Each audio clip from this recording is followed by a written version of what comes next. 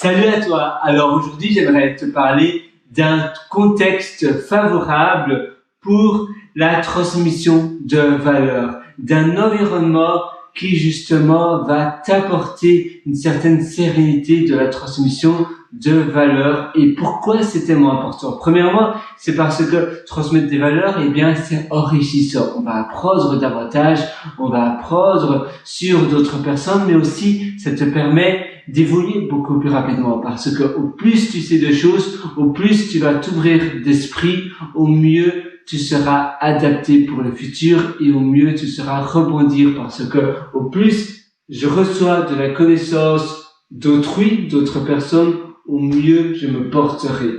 Et la note que j'ai écrite d'ailleurs ici sur mon téléphone, eh bien, je l'écris que justement, quand on prend soin de quelque chose, quand on prend soin de quelqu'un, notre corps, par définition, va produire de l'oxytocine à chaque fois que tu prends soin de quelque chose. Par exemple, il y a quelqu'un qui m'apporte son petit chiot blessé. Au début, je n'aime pas trop les chiens. Et finalement, je commence à l'aimer. Je commence à finalement m'attacher à ce petit chiot. Eh bien, mon corps, par définition, va sécréter de l'oxytocine.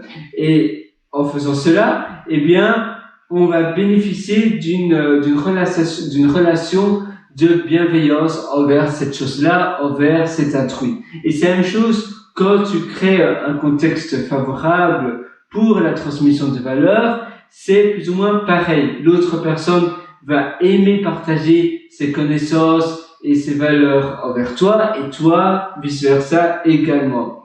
Donc, transmettre, en effet, c'est donner, mais c'est aussi recevoir. Transmettre, c'est une valeur formidable, parce que au plus tu transmets, au mieux tu vas te comporter. Finalement, c'est quelque chose qui est donnant-donnant. J'ai d'ailleurs créé une autre note que je viens de voir là, je vais juste vite la voir. Donc voilà, la beauté de transmettre, je vais simplement récupérer mon téléphone, voilà. La beauté de transmettre, c'est un peu comme si tu écris un article ou un livre, tu édites un livre, ça prend beaucoup de temps, mais après, il y a des lecteurs qui vont devenir adeptes à toi. Et à nouveau, au plus ils vont te connaître, au plus ils en sauront de toi, au plus ils seront fans de toi. Et à nouveau, je pense que c'est plus ou moins pareil, leur corps va produire de manière plus ou moins élevée de l'oxytocine également. Évidemment, c'est surtout quand tu prends soin de quelqu'un, mais c'est aussi quand tu t'intéresses à quelque chose ou à quelqu'un. Et donc, au plus tu t'intéresses à cette personne-là, au plus tu vas suivre cette personne, au plus tu vas être plus ou moins addict à cette personne-là.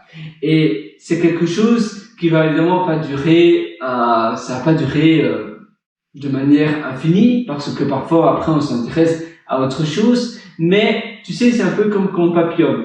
On s'intéresse à un sujet, puis à un autre, et puis à un autre, et puis à un autre, et finalement ça ajoute une brique, et puis une brique, et puis une brique à notre carrière, à notre caractère, à nous, et c'est finalement les marches, l'escalier qui va finalement construire ta personne et qui tu seras dans le futur. Une étape, un échelon, une expérience après une autre va pouvoir te permettre de construire ta personne et pourquoi tu es aussi épanoui maintenant. Alors oui, commence dès maintenant à transmettre, à donner et à recevoir pour pouvoir développer ce certain charisme que tu vas obtenir, que tu vas avoir pour la carrière restante que tu as de ta vie.